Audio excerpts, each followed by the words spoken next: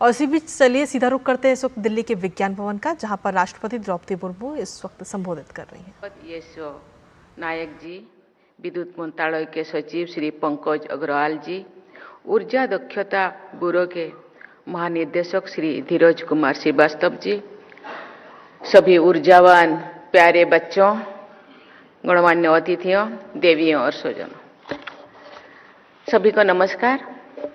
राष्ट्रीय ऊर्जा संरक्षण पुरस्कार 2025 के इस समारोह में भाग लेकर मुझे प्रसन्नता हो रही है।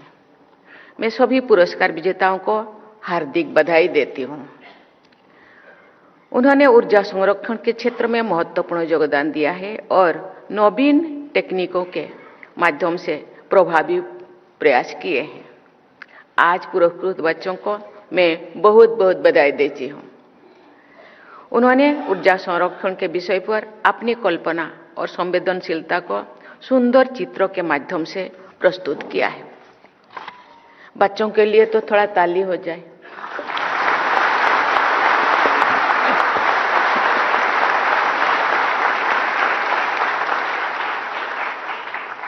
बच्चों की सृजनात्मक अभिव्यक्ति से उनकी सोच और दृष्टिकोण के साथ साथ उनकी आशाओं और सपनों का भी पता चलता है।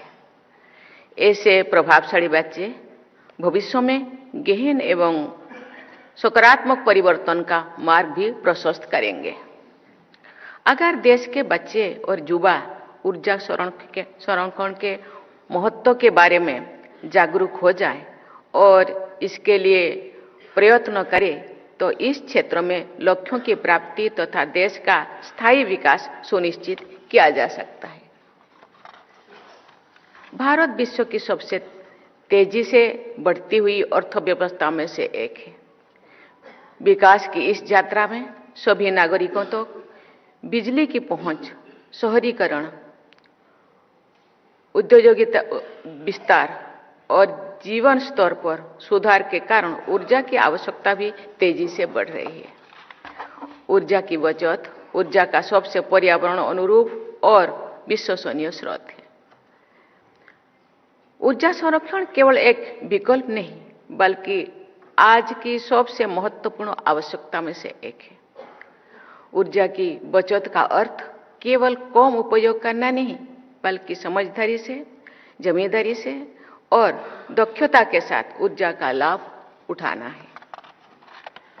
जो हम विद्युत उपकरणों का अनावश्यक उपयोग नहीं करते हैं, एनर्जी एफिशिएंट उपकरण अपनाते हैं, घरों और कार्यस्थलों में नेचुरल लाइट एवं वेंटिलेशन का उपयोग करते हैं या सोलर एवं रिन्यूएबल एनर्जी को विकल्प को अपनाते हैं, तो हम न केवल ऊर्जा बचाते हैं बल्कि कार्बन एमिशंस को भी कम करते हैं।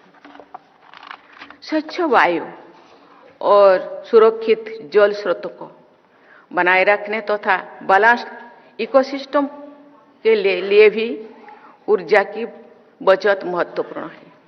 ऊर्जा की हर यूनिट जो हम बचाएंगे और प्रकृति के प्रति हमारी जिम्मेदारी और आने वाली पीढ़ियों के प्रति हमारी संवेदनशीलता प्रतीत होता है। देवियों और स्वजनों, भारत सरकार ने ऊर्जा संरक्षण और क्लीन एनर्जी ट्रांजिशन के क्षेत्र में अनेक महत्वपूर्ण कदम उठाए हैं। भारत ने क्लीन एनर्जी की प्रतिबद्धताएं समय सीमा से पहले ही पूरी कर ली है। ये हमारी ऊर्जा दक्षता और डिकार्बनाइजेशन की दिशा में बड़ी उपलब्धि है। राष्ट्रीय स्तर पर प्रधानमंत्री सूर्यघर मुफ्त बिजली योजना शुरू की गई है, जिसके तहत घरों में रूफटॉप सोलर सिस्टम्स लगाए जा रहे हैं। इसमें उन घरों को मुफ्त बिजली मिलेगी और फॉसिल फ्यूल पर निर्भरता कम होगी। इसके अलावा रिन्यूएबल कंजम्पशन ऑब्लिगेशन और प्रोडक्शन लिंक्ड इंसेंटिव योजनाओं के माध्यम से रिन्यूएबल एनर्जी एडॉप्शन और एनर्जी एफिशिएंसी को बढ़ावा दिया जा रहा है। इस वर्ष अक्टूबर में मैंने इंटरनेशनल सोलर अलायंस असेंबली को संबोधित किया था।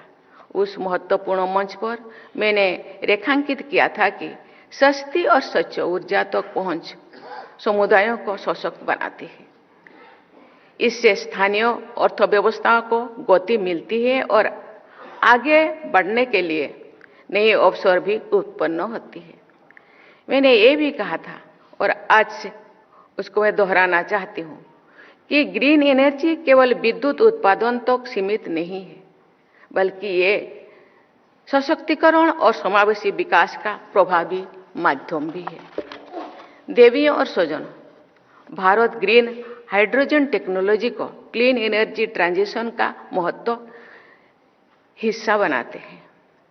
नेशनल ग्रीन हाइड्रोजन मिशन के माध्यम से इस क्षेत्र को बढ़ावा दिया जा रहा है।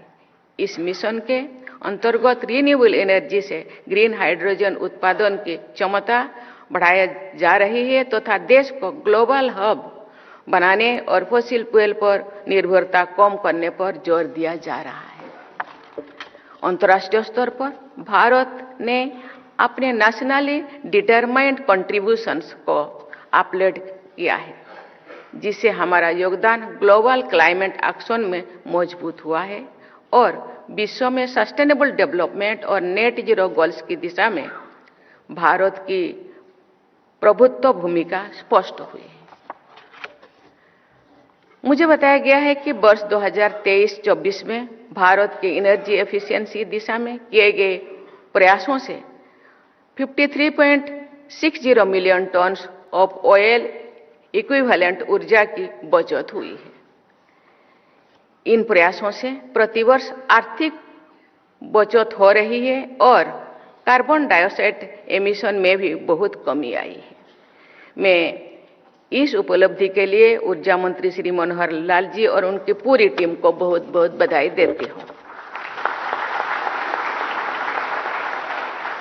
भारत सरकार ने क्लीनर फ्यूल के लिए एथेनॉल ब्लेंडिंग बढ़ाने पर भी जोर दिया है। भारत ग्लोबल बायोफ्यूल्स अलायंस जैसे अंतर्राष्ट्रीय सहयोग भी कर रहा है ताकि वेस्ट को वैल्यू में बदला जा सके और भारत के अनुरूप दुनिया के साथ साझा किए जा सके।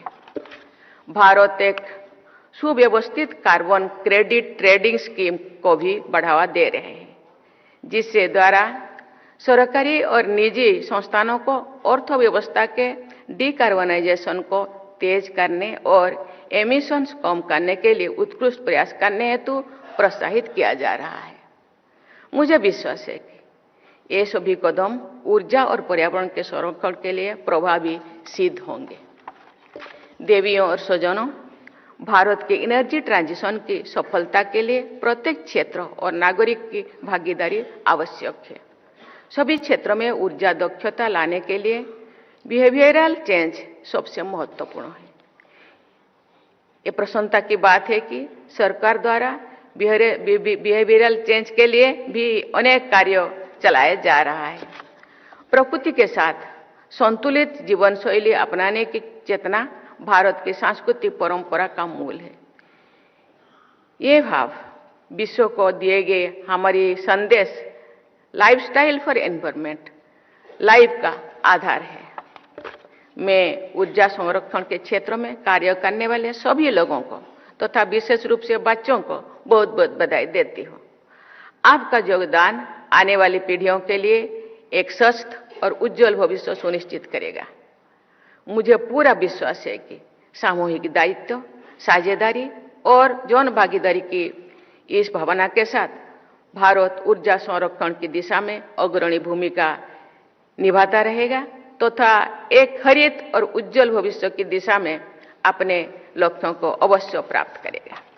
आइए हम संकल्प लें कि ऊर्जा संरक्षण को अपने जीवन का हिस्सा बनाएं ताकि हमारी धरती सुरक्षित, स्वच्छ और समृद्ध बनी रहे और आने वाली पीढ़ियां प्रकृति के अनमोल संसाधनों का आनंद ले सके। धन्यवाद। जय हिंद, जय भारत।